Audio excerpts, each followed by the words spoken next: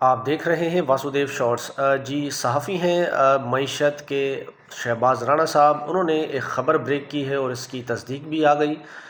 وہ کہتے ہیں کہ آئی ایم ایف کا ایک مشن پاکستان میں آیا ہوا ہے۔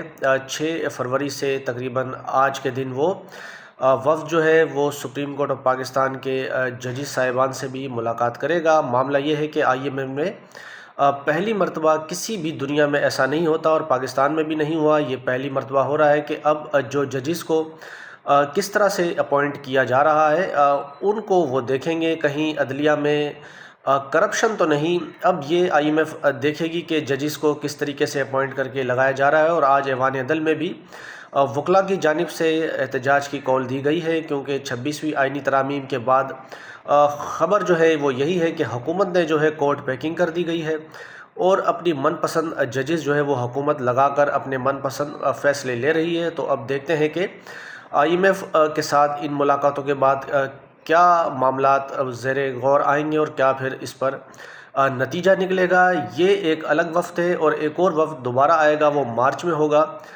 جو دوسری چیزوں کو دیکھے گا۔